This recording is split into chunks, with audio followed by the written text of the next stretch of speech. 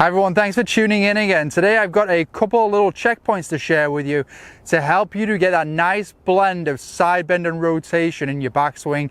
How you turn to the top, obviously hugely important to helping you to hit good golf shots. I hope these couple of checkpoints help you with your swing and help you with your game. So before we get into the main content of the video, I first of all once again just want to thank everyone for the support with the channel. I am also on Instagram as well now, so if you don't want to miss any tips that may possibly help you with your game and you are on Instagram, go to ian.mella.golf and follow me there as well. Okay, so moving into the topic for today, a couple of checkpoints to help you to get a nice amount of side bend and rotation.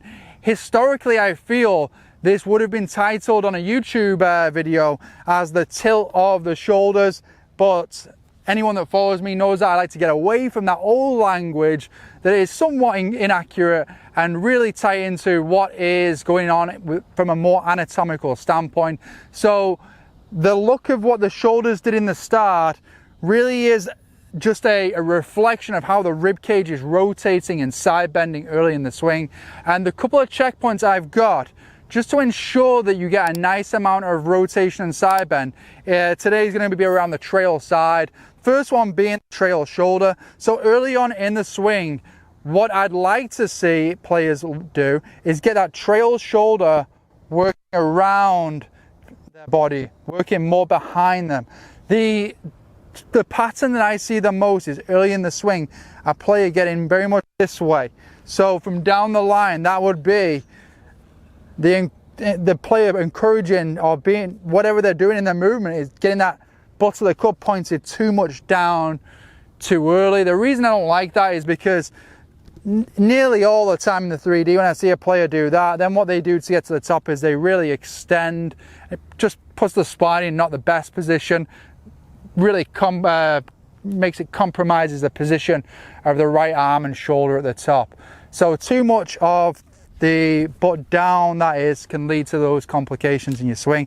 So the exercise I've got today is to, first of all, in here again, right elbow in front of right pocket, almost there, right hip, and then just guide that shoulder around. And while you're doing it, you can feel that top down pivot. If you've seen my videos, you'll know that I'm a big advocate of the rotation working from top of the spine to the bottom and then loading into that trail hip. Okay, so checkpoint there, number one, is that the trail shoulder won't work up too much in the start. It'll stay, if I do the rotation here, it'll stay somewhat, in fact this is the way I want to show you, it'll stay somewhat, maybe a touch above the left, but it's not going to get too much this way. So it's going to stay somewhat level-ish, more level than most players might possibly think. Okay, checkpoint number two, and this is the one I find really helpful for players, is that when that right shoulder moves up, the right elbow also moves up. So can we get to positioning the takeaway there where the trail elbow is pretty much around the same height that it was at address. Okay, so we move well there, we get a nice rotation with the rib cage, we get just a nice little amount of like left bend there of the rib cage. We're gonna see that trail elbow around trail hip high. Okay, and if you're a player, and I was like this a few years back, if you're a player that's used to staying a little bit more on your left and that left shoulder working a bit down, notice what that does to my head, how it stays almost on the ball too much and gets the neck tilting or the head tilting a bit this way. So if you're a player that's been doing that and then you move to this, the visual is hugely different. You're gonna feel way behind the ball, okay? Just in that little move away. That was my experience anyway. So when I'm working on this move away here, I now feel like my head was 5-6 inches behind the ball. So just perception though, that was just my perception for the change in my visuals. So just that working on that takeaway can be something that's you know, like really takes a little bit of time. Okay, so 2 checkpoints. Trail shoulder is not going to work up too much One thing I forgot to mention is that with players, when I'm working on this, I'll actually stand there with an alignment stick above the trail shoulder for the first takeaway move of the backswing, and then I'll allow them to work up to the top just to make sure that trail shoulder doesn't work up too much in the start of the swing. So trail shoulder was number 1, then trail elbow was number 2. So I'll go over those moves now down the line.